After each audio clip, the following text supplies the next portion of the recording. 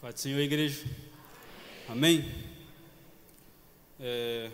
Mais uma vez, sou grato a Deus pela oportunidade, grato a Deus porque Ele me concede a honra de estar aqui em cima no altar, me dando a honra de trazer mais uma vez a palavra à sua igreja. Também sou grato ao pastor Josué, meu pai, porque confiou em mim vocês, grato ao ministério pelas orações e também grato a vocês pela paciência de estar aqui me ouvindo, amém? Abra por favor no livro de Romanos, no capítulo 3, versículo 23. Romanos 3, versículo 23.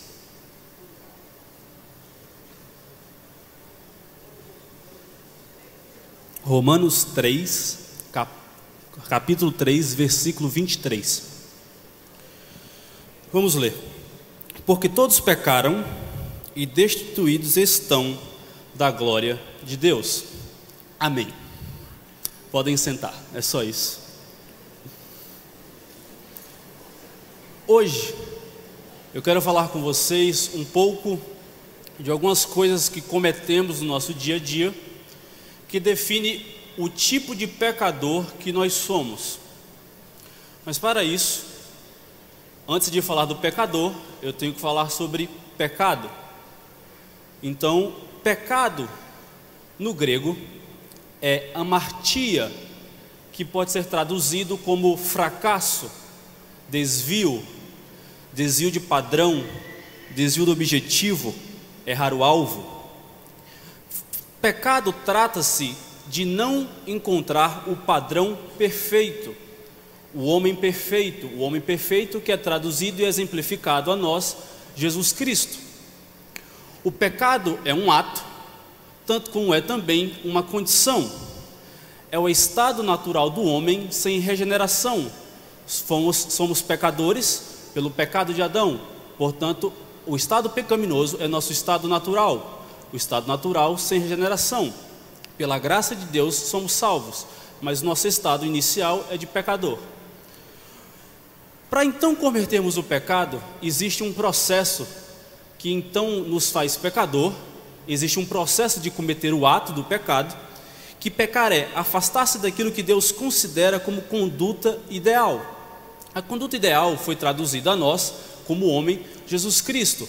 Após entendermos que nos afastamos da conduta ideal, o próximo passo de cometer tal pecado é a impiedade. O que é? A impiedade consiste na oposição a Deus e a seus princípios. Significa o quê? Uma autêntica rebelião da alma. O primeiro processo para nos tornarmos pecadores e sermos pecadores é a impiedade, que é a rebelião da nossa alma. Já com a impiedade, logo vem então a transgressão. A transgressão é irmos de encontro aos princípios piedosos que é reconhecido através da palavra de Deus. Primeiro, nós nos tornamos pessoas impiedosas que trazemos e sofremos a rebelião da nossa alma contra Deus. Depois transgredimos os princípios que conhecemos e aprendemos a partir da palavra de Deus. Logo então, após a impiedade e a transgressão, o próximo passo de se tornar um pecador é a paranoia ou a quebra da lei. O que é?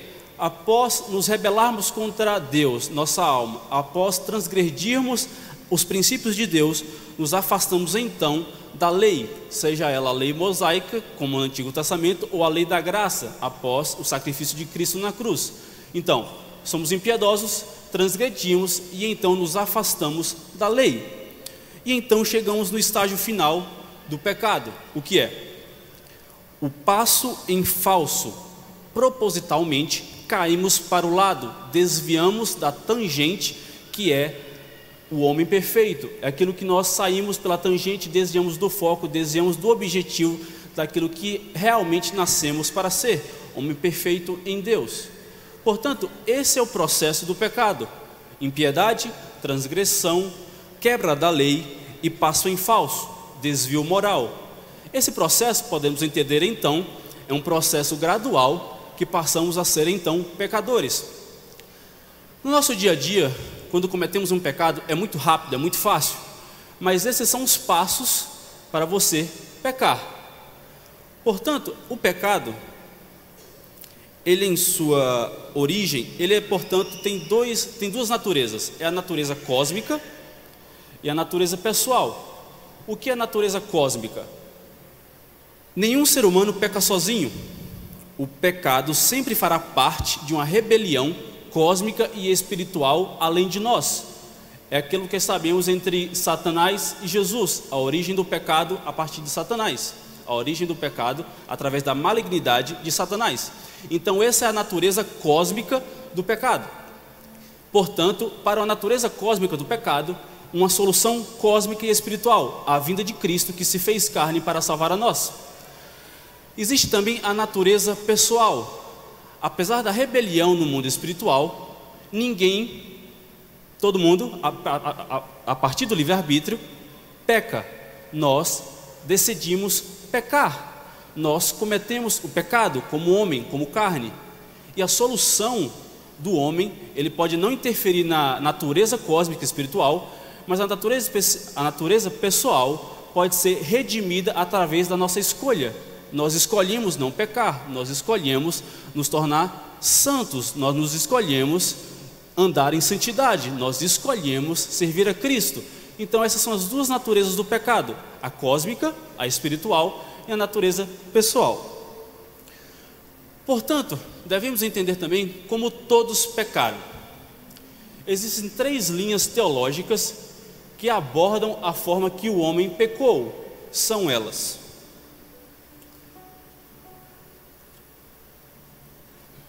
a primeira linha teológica diz que somos automaticamente pecadores porque Adão pecou. Essa é uma linha. A segunda linha teológica diz que, independente do que Adão fez, somos pecadores. Cada um tem o seu pecado individual. Somos pecadores porque somos, não porque está vinculado a Adão. Estão conseguindo me entender? Amém. E a terceira linha de raciocínio teológico diz que somos automaticamente pecadores por conta de Adão, mas também temos o nosso pecado individual. Essa é a mais aceita e essa é que a gente professa, é que somos pecadores por conta do ato de Adão, que é chamado pecado original, mas também cada um de nós temos o nosso pecado individual, desvinculado um do outro. Portanto, o que é que podemos entender com isso? O pecado de Adão é a raiz. O pecado da humanidade são os ramos. E os nossos pecados individuais são os frutos. Então o julgamento não cai apenas sobre Adão, não cai apenas sobre a humanidade, mas também não cai sobre você. Cai sobre a árvore inteira. Nós estamos vinculados um ao outro desde a raiz, que é Adão. O pecado, além de ato e condição, com os anos, com os milhares de anos, com aquilo que a lei professou sobre o pecado, ela se tornou uma tirania, e todo tirano tem o seu reino. O pecado somente oferece benefícios, mas na verdade ela também oferece a morte física e espiritual. Devemos entender, eu sempre comparo o pecado como férias. Todo mundo quer férias no final do ano porque é muito bom, a gente descansa, a gente se diverte, a gente brinca, mas não é a nossa realidade, porque a nossa realidade começa dia 30 de janeiro até novembro. Então o pecado pode ser bom, mas ele passa, e então aparece a morte espiritual e a morte física. Aparece o nosso trabalho braçal como consequência das férias, ou as férias como consequência daquilo que fazemos no nosso dia. Em João 8, 33, 34, vou abrir para ler a vocês, João 8, 33, 34. João 8, 33, 34, afirma que responderam-lhe, somos descendentes de Abraão e nunca servimos a ninguém. Como dizes tu, sereis livre? Respondeu-lhes Jesus: em verdade vos digo que todo aquele que comete pecado é servo do pecado. O reino do pecado precisa de escravos, e aquele que peca se torna escravo do pecado. Portanto, somos pecadores. E se não formos redimidos e escolhermos a Jesus, continuamente seremos servos e escravos do pecado. O pecado obriga o homem a fazer coisas irracionais e absurdas, sem limites. A tirania do pecado tira do homem qualquer força de vontade, apesar de querer sair de tal jugo. Um pensador falou que: Senhor, temos conhecimento, mas não temos força de vontade. Então o pecado criou uma lavagem cerebral em nós, que apesar de querer não pecar, temos a necessidade de pecar. O reino do pecado se habitua na sua necessidade. O reino do pecado foca na sua fraqueza. E para não sermos pegos e agarrados pelo reino do pecado, devemos reconhecer nossa fraqueza e nos agarrar a Cristo, que é a nossa força e coluna. Portanto, o que o homem se recusa a fazer para não pecar habitualmente, e ele não fizer isso, o que é que acontece? Vai se tornar uma impossibilidade moral. Mas aquilo que pecamos diariamente, aquele pecado habitual, passa a ser, na verdade, aquilo que fazemos habitualmente, extrai da nossa consciência o senso de pecaminosidade do pecado. O que eu quero dizer? O reino do pecado trabalha tanto em nossa fraqueza e cometemos tanto o nosso pecado, que passamos a achar que aquilo é normal. Julgamos que não é mais pecado porque se tornou comum. O pecado trabalha silenciosamente para ser comum na tua vida, como o teu café da manhã, porque você não senta e percebe: uau, eu estou tomando café da manhã. E o pecado trabalha na sua vida para que você peque e não perceba que está pecando. E quando você chegar no limite da sua vida, você olhe para trás e veja: o que eu fiz? E aí você vai perceber para onde você está indo: o céu ou o inferno. O pensador falou que os pensamentos se transformam em hábitos, os hábitos se tornam em caráter, o caráter, portanto, determina o nosso destino. O que é que a gente pode trazer disso? Aquilo que planejamos fazer em pecado se torna pecado. Portanto, o pecado, quando se torna habitual, nos transforma naquilo que fazemos, nos transforma na consequência do nosso ato. E então aquilo que nos tornamos determina nosso destino. O destino é céu ou inferno. Então cuidado para aquilo que você faz, que você perdeu o senso da pecaminosidade, seja de fato pecado, porque isso está te levando ao inferno, está nos levando ao inferno.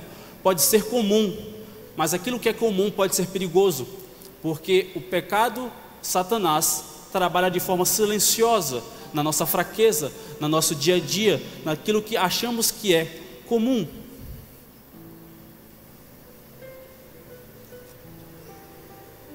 Portanto, irmãos, agora que eu falei um pouco sobre o pecado, a origem, o processo, o reino, as linhas teológicas que falam sobre a origem do pecado, eu quero falar com vocês um pouco daquilo que somos no nosso dia a dia e muitas vezes não percebemos.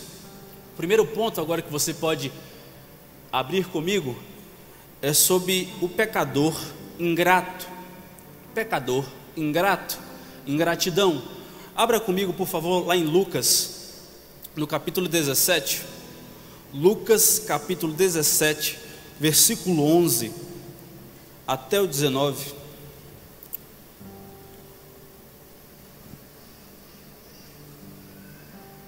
Lucas, capítulo 17, versículo 11 até o 19, que fala: E aconteceu que, indo ele a Jerusalém, passou pelo meio de Samaria e da Galileia, e entrando em uma certa aldeia, saíram-lhe ao encontro 10 homens leprosos, os quais pararam de longe, e levantaram a voz dizendo: Jesus, mestre, tem misericórdia de nós. E ele, vendo-os, disse-lhes: Ide e mostrai-vos aos sacerdotes. E aconteceu que, indo eles, ficaram limpos. E um deles, vendo que estava são, voltou glorificando a Deus em alta voz, e caiu aos seus pés, com o rosto em terra, dando-lhe graças, e este era samaritano. E respondendo Jesus disse: Não foram 10 os limpos? E onde estão os 9? Não houve quem voltasse para dar glória a Deus, senão este estrangeiro, e disse-lhe: levanta-te, vai-te, a tua fé te salvou. Aqui nesse texto, muitas vezes nós focamos muito no leproso que foi curado, mas nesse primeiro ponto eu quero falar sobre os outros 9. A primeira coisa que eu quero falar, se você observar no versículo 11, no versículo 12, você observa que os leprosos gritaram de longe quando viram Jesus. A fama de Jesus já estava sendo espalhada naquele momento, e a lei dizia que se você é leproso, você devia gritar que era leproso a pelo menos 100 passos de distância da outra pessoa. Então se você observar, os 10 gritaram no mínimo a 100 passos. Jesus também gritou de longe. Jesus, apesar de muitas vezes ter salvado e curado muitas pessoas, nesse momento ele ficou longe, ele não encostou, ele se manteve distante, ele se ateve à lei mosaica, ele se manteve à distância que era necessária ao leproso. Jesus submeteu nesse caso os leprosos a um teste de fé. Ele proferiu as palavras à distância, não se aproximou deles. Jesus testou aquilo que realmente eles queriam, se eles queriam, estavam lá de fato para encostar em Cristo, como eles estavam escutando da fama de Cristo, ou se simplesmente eles queriam um milagre, não precisariam encostar. Eles tinham fé que a voz de Cristo à distância, eles falariam e eles seriam curados. Então Jesus primeiro, antes da fé e antes da cura, ele submeteu a eles o teste de fé. Então antes do teu milagre, muitas vezes Deus vai te submeter a um teste de fé. Você vai ver a distância que Jesus está, mas independente da distância que Jesus está, Ele é capaz de curar e fazer um milagre na tua vida.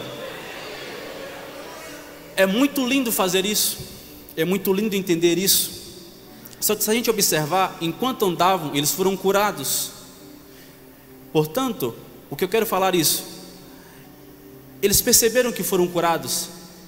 E se você observar no versículo 15, o que voltou glorificando. Então você imagina que no versículo 14, quando foram curados, os 9 também estavam glorificando ao Senhor. Só que apenas um voltou para ser grato. Os outros 9 foram ingratos, apesar do milagre. O que eu quero dizer? Observe que houve uma falha na memória deles. Eles foram testados na fé e passaram, foram curados, foram vistos ao sacerdote, mas não voltaram para agradecer. Eles se tornaram melhores porque não foram gratos, apesar de serem curados, se tornarem homens melhores, porque a lepra, apesar de ser física, a ingratidão pode ser chamada de uma lepra na alma. Então seja grato, porque observe, no início do texto você vê que os 10 falaram de longe, e apenas um voltou para ser grato. E o que voltou para ser grato foi o único que encostou no Mestre. Então a gratidão nos permite e nos dá a oportunidade de nos enxergarmos a Deus.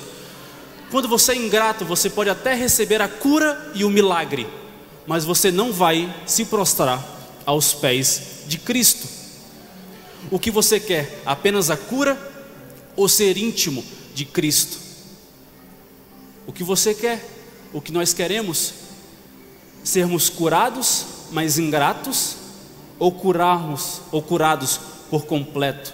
Porque observe que 10 foram curados, mas apenas um então foi salvo, porque ele teve a oportunidade de se prostrar diante de Deus e glorificar ao Senhor, magnificar ao milagre e o poder de Cristo. E então Jesus fala: vai-te, a tua fé te salvou. Qual é a diferença? Quando somos ingratos, podemos até receber o milagre, mas não seremos salvos e seremos taxados por Deus como ingrato. Mas quando somos gratos pelo milagre que recebemos, nos aproximamos de Deus, nos tornamos íntimos de Deus, passamos a ter intimidade com Ele.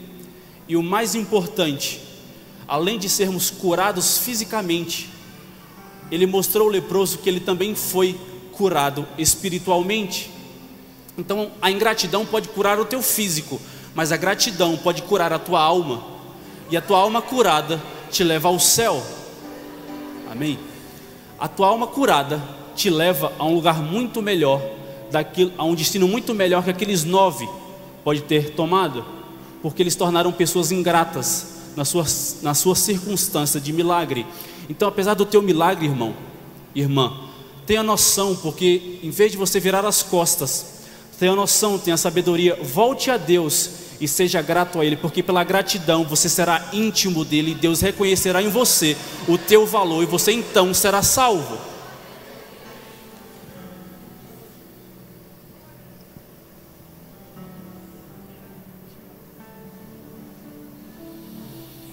Amém. Portanto, o que é que podemos aprender com aqui? Devemos ser gratos, porque o ingrato é curado, mas o que foi grato, ele se tornou são, fisicamente e espiritualmente, mas mais importante, ele se tornou são para todo o tempo na sociedade. Ele pôde voltar ao convívio da sua família, mas mais importante, ele se tornou são na sua eternidade com Deus. O segundo ponto é o pecador indeciso, o pecado da indecisão.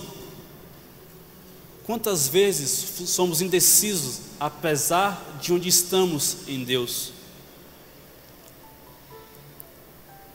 Abra comigo, por favor, em Mateus, capítulo 19. Mateus 19.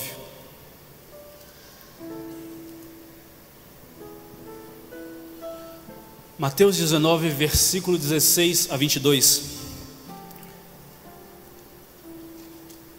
que fala: E eis que aproximando-se dele um mancebo, disse-lhe: Bom mestre, que bem farei para conseguir a vida eterna?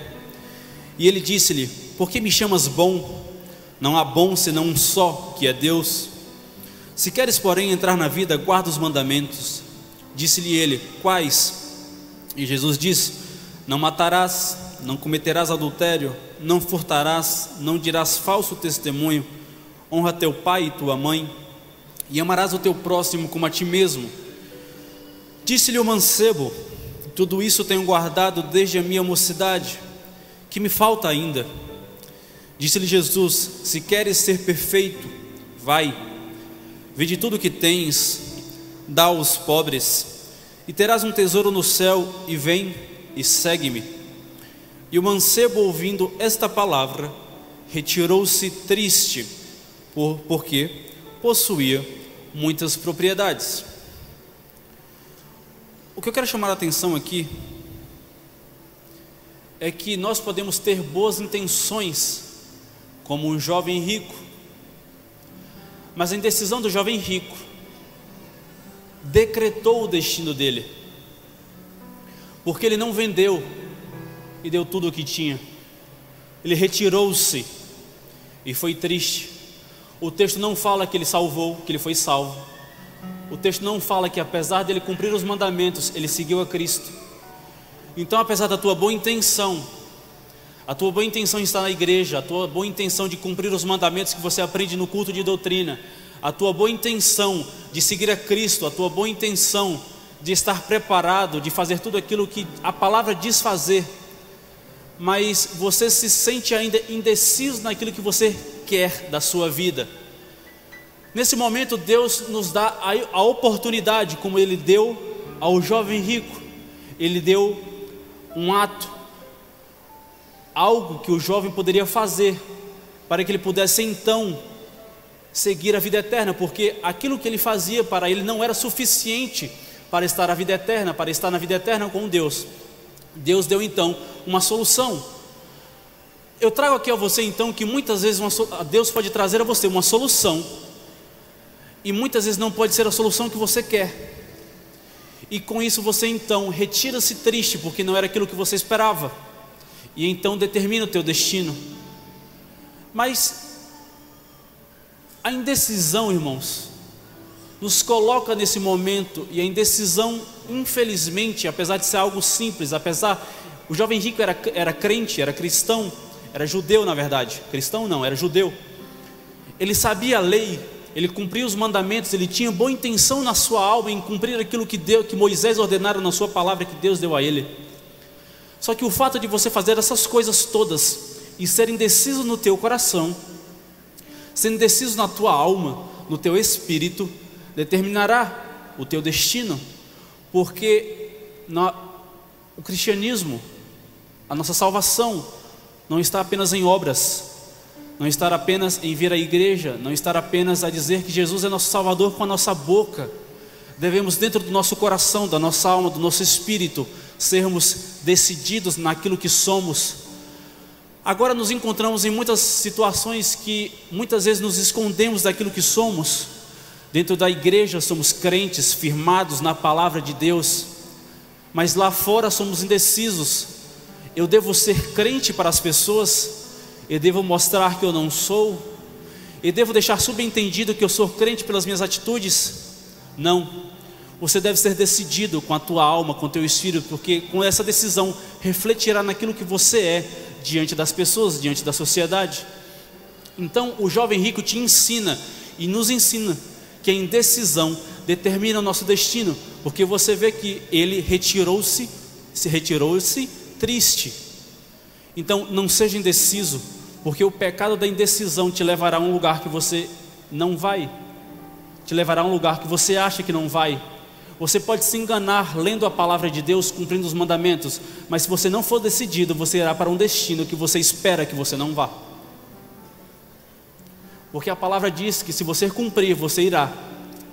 Mas se você não for decidido, a palavra também fala que na indecisão determina aquilo para onde você vai, céu ou inferno. São coisas muito simples. Como a indecisão parece ser algo simples que cometemos, mas o evangelho, apesar de ser simples, é difícil de cumpri-lo na nossa vida. É fácil dizer eu sou decidido, é fácil estar aqui sentado e dizer dentro de você, mas eu sou decidido, eu não sou como ele. Mas basta um momento de indecisão para te levar a um destino cruel. Que possamos aprender a levar a palavra com simplicidade, mas com responsabilidade.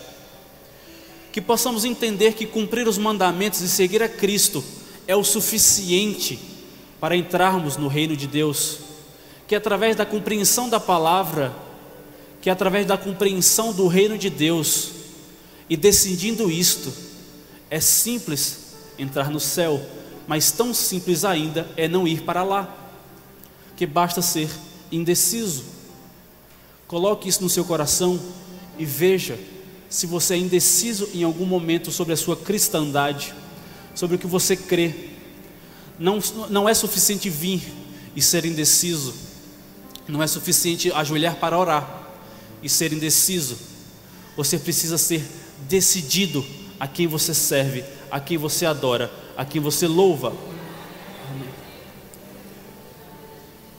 Portanto, um pensador contou uma história que existia um jovem que em um certo momento ele viu um muro, uma parede dividindo o mundo, e de um lado estava Deus, seus anjos e as pessoas que seguiam e se diziam cristãos, e do outro lado do muro estava Satanás, a hoste de demônios e as pessoas que seguiam a Satanás.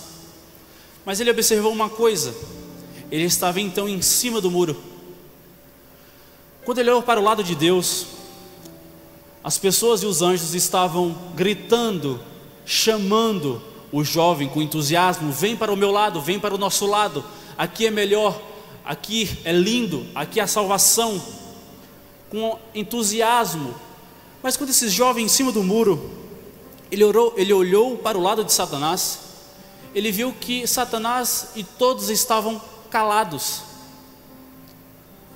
E ele viu isso por um certo momento: o lado de Deus está me chamando, fazendo questão de mim, e o lado de Satanás calado, apenas observando o que eu estou, porque eu estou em cima do muro. Então ele parou um momento e pediu silêncio e falou, virou para Satanás: por que você não faz questão de mim como Deus faz? Satanás, com muita paciência, olhou para ele e falou: o muro também é meu. Então indecisão te coloca em cima do muro, e o muro é de Satanás. O muro não te coloca em posição de dúvida. O muro te coloca, apesar de você se sentir indeciso, no mundo espiritual te dá a certeza que você está pertencendo ao lado de Satanás. Então perceba e observe se você não é este jovem em cima do muro, porque estar em cima do muro é estar consciente de que você serve a Satanás. E quando você toma uma decisão, você desce do muro e vai para o lado de Deus, ao qual você pertence, porque você foi comprado por Ele.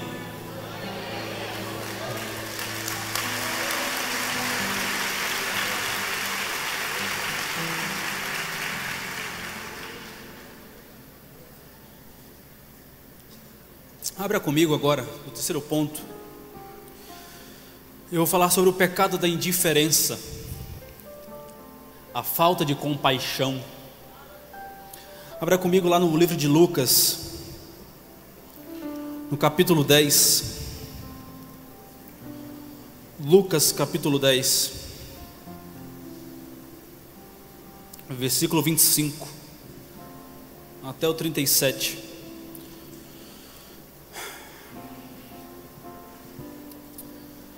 É um texto grande, então se você puder marcar para ler depois. Aqui é a parábola do bom samaritano. O contexto, de fato, eu vou resumir. Alguém perguntou para Deus o que haveria de fazer para ter a vida eterna, e então Deus conta essa parábola. A parábola conta que um judeu, voltando para Jerusalém, ou a Jerusalém, ele foi assaltado. E Jesus usa o termo assaltado, ou em outras versões ele foi machucado, porque no contexto histórico essa estrada era coberta e repleta de ladrões e bandidos, seja ele pessoas que eram ladrões pela fome ou simplesmente pelo ato de querer ser ladrão. Mas o fato é que o judeu foi assaltado e espancado, ele se vê quase morto, e conta a parábola que um sacerdote vinha e quando viu, passou a largo, passou a distância. Logo um momento depois, veio um levita e viu também o judeu machucado, quase morto, e passou a largo, passou a distância. Mas então um samaritano veio, tomou aquele judeu, cuidou dele, cobriu os ferimentos, levou para uma estalagem e falou que cuidasse dele até que ele se recuperasse. Mas por que Deus usou a parábola do samaritano? Porque Samaria e Jerusalém, eles tinham uma rixa entre eles. Judeus e samaritanos não se davam bem. Então Jesus, através dessa parábola, mostra que apesar do conflito entre eles, os judeus, apesar de ser da mesma religião, não usou de compaixão, foi indiferente. E o samaritano, que havia conflito, usou de misericórdia, de compaixão. E no final você vai observar que Jesus confirma que o certo foi o bom samaritano. Samaria e Jerusalém estavam em conflito por dois motivos. Era o conflito político e o conflito religioso. O conflito político foi colocado, ou foi aberto, porque Samaria, em 776 a.C., se eu não me engano, ela foi conquistada pela Assíria. Então Samaria foi então conquistada pela Síria e houve miscigenação de raças. Deixou de ser pura. Logo depois, Samaria foi então conquistada, anos depois, pela Grécia. Aumentou então a mistura de raças em Samaria. E para os judeus, isso era impossível de aceitar. Eles não eram mais puros na sua essência.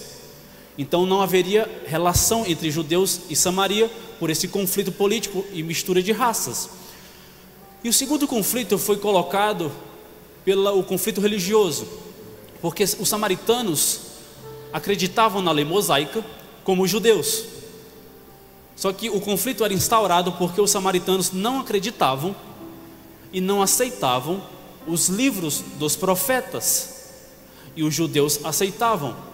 Então eram dois pontos imensos que afastavam Samaria de Jerusalém, os samaritanos dos judeus. Então você pode entender o conflito que há entre esses dois povos. Então eu já te digo lá de cara, a indiferença pode ser instaurada dentro do teu próprio povo, dentro da tua própria família. E o ato de compaixão não se limita a sangue ou a nação. Pode ser a compaixão e o fato de mostrar misericórdia pode ser instaurado em uma pessoa desconhecida, uma pessoa que você não aceita. Muitas vezes nos colocamos na posição de exercer misericórdia, mas muitas vezes estamos na posição de receber misericórdia e não aceitamos justamente pela diferença de opinião que temos com alguém que quer exercer misericórdia em nós, porque não aceitamos da onde ele veio, quem ele é, a raça, a religião. A compaixão e a misericórdia não se limita à religião e àquilo que você professa. A compaixão e a misericórdia é instaurada na humanidade, porque Jesus fala: amarás o teu Deus e ao teu próximo como a ti mesmo. Ele não diz para amar o teu próximo se ele for da tua religião ou da tua casa. Ele diz para amar o teu próximo como a ti mesmo. E percebemos que independentemente daquilo que ele é ou daquilo que você é. Portanto, em Lucas 10, 27, Jesus fala: amarás o teu Deus e ao teu próximo. Então, o próximo pode ser uma pessoa desconhecida, o próximo pode ser uma etnia desprezada, e o próximo pode ser uma pessoa de outra religião, ou até mesmo uma religião dita como herética ou satânica. Ser indiferente e não exercer misericórdia também é pecado. Agora eu vou fazer uma pergunta e por favor não me responda. Você exerce misericórdia com aqueles que estão no campo missionário? Se nós exercêssemos misericórdia na quantidade e da forma que deveríamos fazer, o pastor não estaria aqui todo culto pedindo alimento para o Amor Sem Fronteiras, pedindo alimento para a casa de pão, porque você, pelo amor próprio e cumprimento da lei de Deus, de amar ao próximo, você sozinho seria capaz de ser misericordioso com o teu próximo. O teu próximo pode ser aquela pessoa que está na esquina, em um estado que não agrada os teus olhos. Hoje somos uma igreja, quando eu digo somos uma igreja, não esta aqui local, mas uma igreja no Brasil e no mundo, que não está preparada para receber alguém diferente que passar na porta. Pode ser um bêbado, pode ser uma circunstância diferente. E eu tenho certeza que nós, e eu me incluo nesse grupo, olharemos estranho pela roupa que está vestindo. Nós exercemos falta de misericórdia dentro da igreja, o local que nos ensina sobre misericórdia. Somos uma igreja preparada para receber pessoas que precisam de misericórdia? Somos pessoas preparadas para sentar com alguém que não agrada o julgamento daquilo que a Bíblia fala e falar sobre Cristo? Estamos dispostos a exercer misericórdia a pessoas que irão de encontro àquilo que pensamos? Somos uma igreja disposta a sentar com outra religião e debater e exercer misericórdia a ela, porque eles estão naquele momento por falta de sabedoria, e nós, em vez de exercer sabedoria e misericórdia, julgamos, nos afastamos. Somos uma igreja capaz e madura de sentar com aquelas pessoas e com aquelas situações ou grupos que vão de encontro àquilo que professamos? Exercemos misericórdia a essas pessoas? Exercemos amor? Porque amarás ao teu Deus e a teu próximo como a ti mesmo. Você ama o teu inimigo como você se ama? Você ama a pessoa que gerou desavença no trabalho como você se ama? Quando a pessoa falha, o teu próximo falha, você exerce misericórdia ou você julga, você aponta o dedo? Quem não tem pecado, por favor, atira a primeira pedra.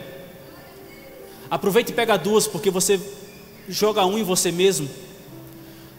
Se você não for exercer misericórdia ao próximo, por favor, não exerça misericórdia a si mesmo, porque assim você estará equilibrando a balança. Porque a Bíblia fala: amarás a teu Deus com toda a tua força. Ponto. Não precisa de algo para equilibrar o amor a Deus. Mas o amor a gente, o amor próprio e o amor ao próximo precisa estar equilibrado. Não devemos nos amar mais do que amamos ao próximo, tanto também não devemos amar ao próximo mais do que nos amamos. O amor precisa ser equilibrado, assim como a misericórdia. E se você for uma pessoa justa e não exerça misericórdia, não exerça misericórdia com você também, porque pelo menos diante de Deus você vai poder: eu fui justo. Você pode dizer que é justo diante de Deus? Você pode falar isso? Você pode ajoelhar esta noite e dizer: Deus, eu sou justo perante a tua palavra, porque eu não sou misericordioso com o próximo, mas também não sou misericordioso comigo. Eu não devo nada. Porque se você não faz isso, você será um pecador indiferente, você será um pecador por falta de misericórdia. Exerça misericórdia, exerça compaixão ao próximo, mesmo que o próximo não agrade ao julgamento dos seus olhos, porque o juiz não é você, é Deus. E o Deus que julga o teu julgamento também irá julgar a tua misericórdia exercida ao próximo.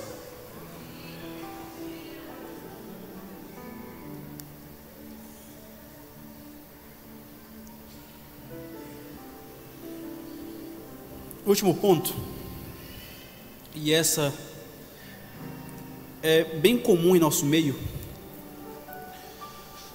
é o pecado do orgulho, da vaidade. E antes de eu falar o texto que eu quero falar, vaidade é o pecado, eu posso dizer aqui, que vaidade é o pecado predileto de Satanás. Vaidade é o pecado que te faz mais parecido com Satanás. É forte. O orgulho de si mesmo em excesso te faz parecido com Satanás, porque foi na vaidade que tudo começou. A malignidade, a queda de Lúcifer, nasceu da vaidade. Então, se você é vaidoso, por favor, olhe no espelho e enxergue que você está parecendo com Satanás. Você sente orgulho disso? Porque o reino dos céus é dos mansos e dos humildes, diz a Bíblia, e não dos vaidosos. Porque vaidade é vinculado a Satanás e ao reino dele. Então, se você está alegre na posição que você se encontra em estar parecido com Satanás, é uma decisão sua, porque a palavra fala que aquele que peca sabendo a palavra, peca e não será perdoado. Então estou falando aqui a vocês, e você tem noção, e você está ouvindo a gravidade da vaidade. E na vaidade eu quero falar com você lá no livro de Esther. O livro de Esther, eu não vou ler um texto específico, porque é todo o livro de Esther, então eu não vou fazer isso com vocês. Mas se você puder, em casa, leia todo o livro de Esther, para você compreender todo o contexto em que foi instaurado o processo de orgulho nesse texto, nesse livro. No capítulo 2, Mardoqueu, ele descobre algo que está sendo tramado ao rei Assuero para matá-lo. No capítulo 3, rei Assuero, ele exalta Amã por ter sido livrado. Quem descobriu não foi Amã, foi Mardoqueu. No capítulo 3 começa o processo de engrandecimento próprio de Amã, porque Amã foi exaltado por Assuero. E se você observar no seguinte, no capítulo 3, você vê que quando ele foi exaltado pelo rei Assuero, Amã, todos se prostraram, menos Mardoqueu. Uma pessoa que tem sabedoria e humildade fica feliz e honrado em ser exaltado. Mas uma pessoa vaidosa transforma a exaltação em ódio. O primeiro sinal da vaidade é você exercer ódio a alguma coisa ou a alguém. Porque você observa que Mardoqueu não se ajoelhou, e Amã então se enfureceu de ódio por Mardoqueu. Então a vaidade te traz, o primeiro sinal de vaidade é o ódio. No capítulo 4, no final do capítulo 3, você observar, ele decreta que irá matar todos os judeus. Com isso Mardoqueu também. Olha que o ato de Mardoqueu não se ajoelhar declarou a sentença de morte a todo um povo. A vaidade transformou em ódio a matar todo um povo. Então muitas vezes a vaidade nos transforma em uma pessoa que deseja matar espiritualmente, fisicamente ou em alguma circunstância alguém, porque a vaidade tira de nós a compreensão daquilo que estamos vivendo, da exaltação, e pecamos em ódio contra alguma coisa. Já no capítulo 4, Mardoqueu descobre que vai ser morto junto com os judeus. Ele fala com Esté, a rainha Esté, e pede que a rainha Esté interceda pelo povo ao rei Assuero. No contexto geral, ela fala algumas coisas a Mardoqueu para entrar em jejum junto com o povo, e ela também entrará em jejum junto com as suas mulheres, as concubinas, que trabalham para a rainha Esté. E no capítulo 5, a rainha Esté, com sabedoria e por se falar, a rainha Esté manipula a situação. Ela trabalha no ego e no orgulho e na vaidade de Amã. Então a vaidade e o orgulho te faz estar em uma posição fácil de ser manipulado, porque no capítulo 5, a rainha Esté, junto com o rei Assuero, ela pede que haja um jantar entre os três. Amã, com sua vaidade, ele sai dessa reunião, dessa conversa, feliz, honrado, porque a rainha não chama ninguém para jantar com o rei, e a rainha Esté chamou ele. Então a rainha Esté, sabendo da situação para matar os judeus, ela manipula a vaidade de Amã. Só que Amã, mais uma vez, ele sai alegre do palácio, mas vê que Mardoqueu está à porta do rei, e ele esquece a alegria que ele sentia, e pela vaidade ele planeja então matar Mardoqueu. Mardoqueu, ele não fez nada, só que a vaidade nos tira a compreensão da alegria que estamos vivendo. A vaidade extrai de nós a alegria, a paz. A vaidade extrai de você o momento bom que você vive, transforma em algo bom, em algo ruim. Amã então vai para casa, senta com sua esposa e seus amigos, e por conta do ódio a Mardoqueu, ele vai e constrói uma forca de 50 côvados de altura. A vaidade fez com que Amã perdesse a exaltação que o rei deu a ele, perdesse a honra que ele tinha perante o povo, para se apegar a simplesmente a Mardoqueu, um homem que não era lembrado nem pelo rei. No capítulo 6, então o rei lê as crônicas. Ele percebe que quem livrou ele no capítulo 2 de ser morto foi Mardoqueu e não Amã.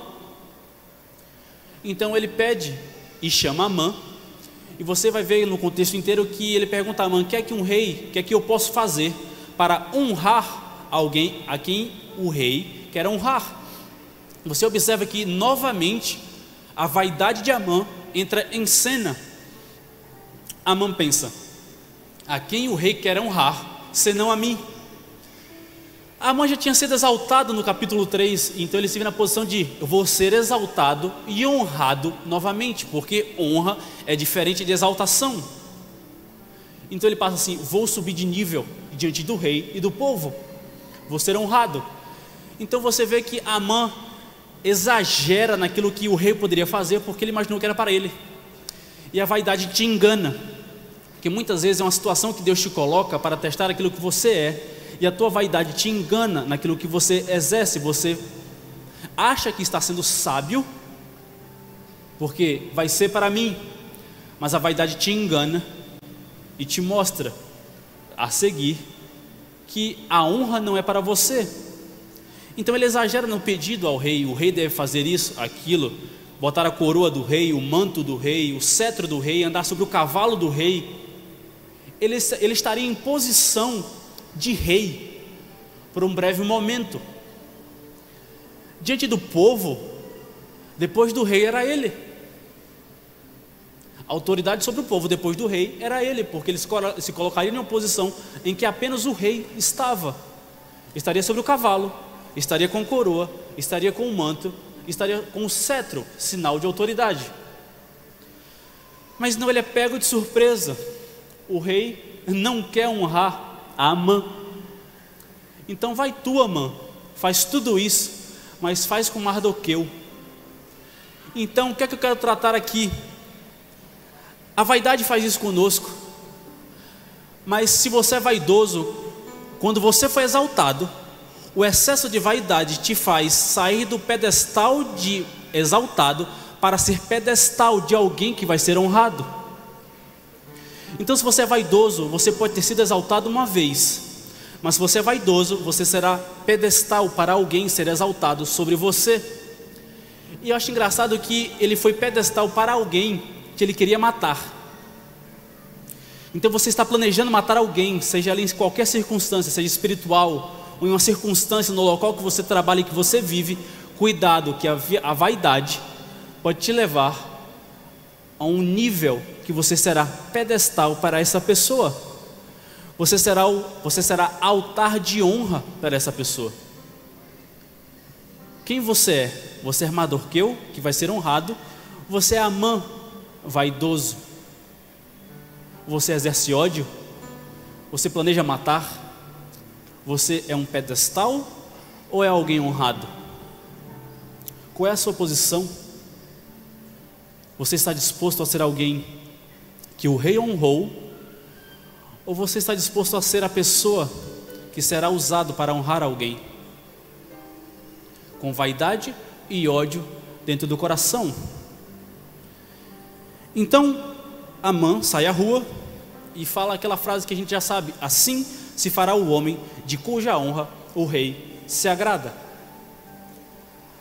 Amã foi usado como ponte de exaltação e honra a Mardoqueu.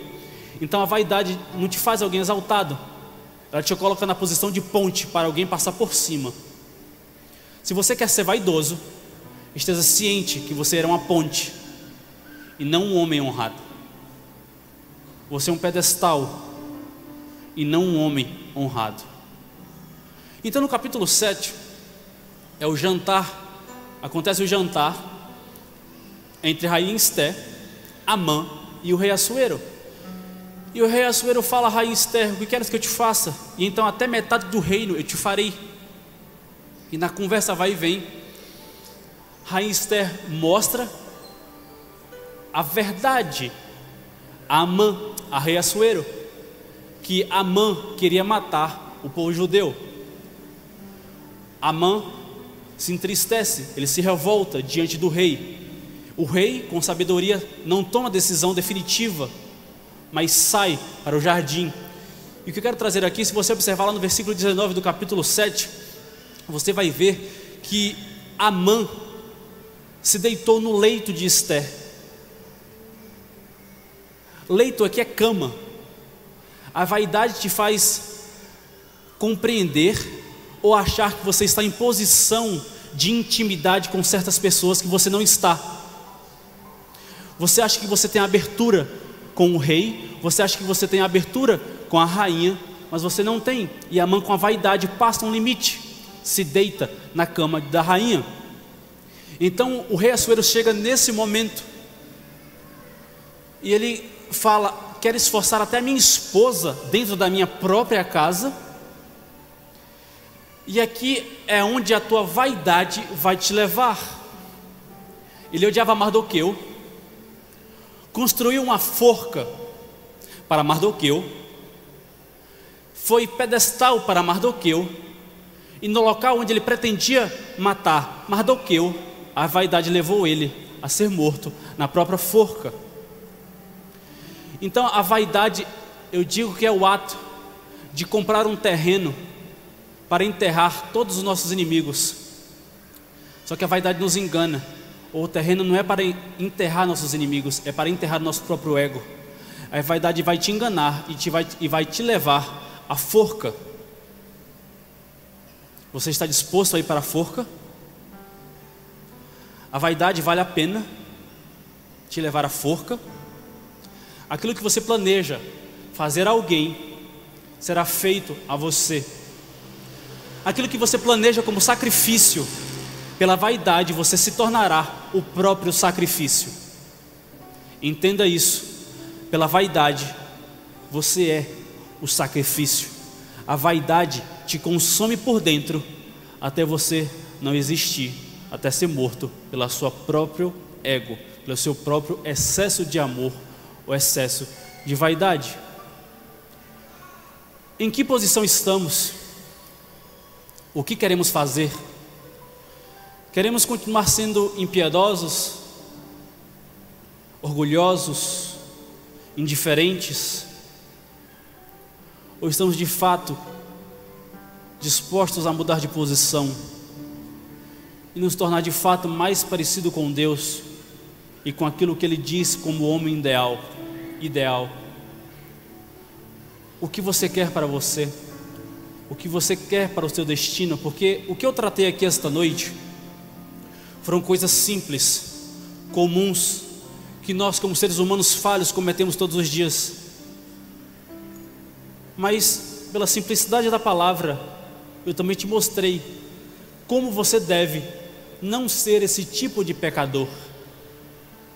E se você escolher ser esse tipo de pecador, esteja ciente do seu destino, porque não é o céu, é o inferno, e lá você passará a eternidade.